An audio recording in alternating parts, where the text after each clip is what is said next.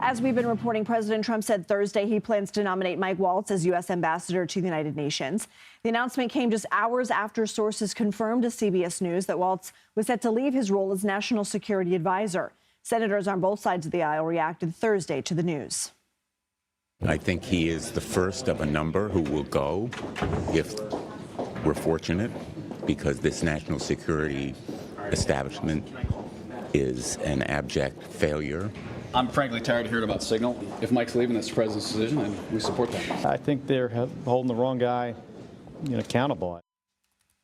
Waltz has been under fire since he put together that group chat using the messaging app Signal that mistakenly included the Atlantic editor-in-chief Jeffrey Goldberg and discussed sensitive military information. Top administration officials, including Vice President J.D. Vance and Defense Secretary Pete Hegseth, were in the chat, and it discussed U.S. plans to strike Houthi targets in Yemen. CBS News congressional reporter Taurean Small joins us now from Capitol Hill. Taurean, Waltz's nomination to be ambassador to the UN requires Senate confirmation, and Democratic Senator Mark Warner said that his confirmation hearing would be, quote, pretty brutal. I take that to mean we can assume members will take him to task over Signal Gate, but would that be a bipartisan endeavor? Well, we'll see. I mean, what's inopportune for us is around the time that it was announced that Waltz would be Trump's pick to lead the UN or be an UN ambassador for the United States. Most senators had already left the Hill, so we weren't really able to take the temperature of Republicans to see if they would be a part of that effort. There were a few stragglers here. We talked to Senator John Cornyn, and he said he would support Waltz's nomination, and obviously he figured Democrats won't be too much help in their efforts to get him across the finish line again. But he was asked specifically about whether or not this signal check would be a part of his considerations. He said that he supports the relevant committee whose two chairs have already submitted a request for the Inspector General of the Department of Defense to investigate that group chat.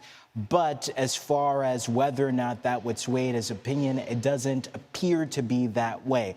Who we're watching, though, are the usual suspects, right? So that's Senators Lisa Murkowski of Alaska, Susan Collins of Maine, and Mitch McConnell of Kentucky. They were the ones who previously defected from the party on the more controversial picks. They voted for him previously, but in light of the Signalgate controversy, it's to be seen whether or not they would vote against him this time around.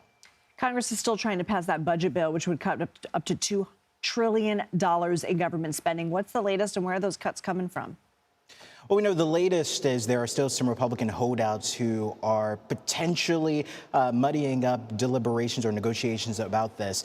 Senator or Congresspeople like Elise Stefanik of New York and some Republicans from California are holding the line for concessions on whether or not Republicans would lift the federal expenses or cuts to state and local taxes, also known as SALT.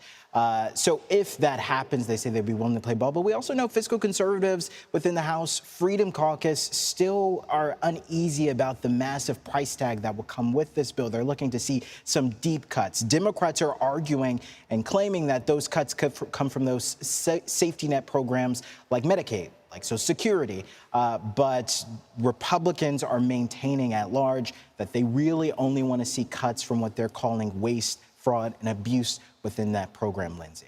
Taurean Small, thank you.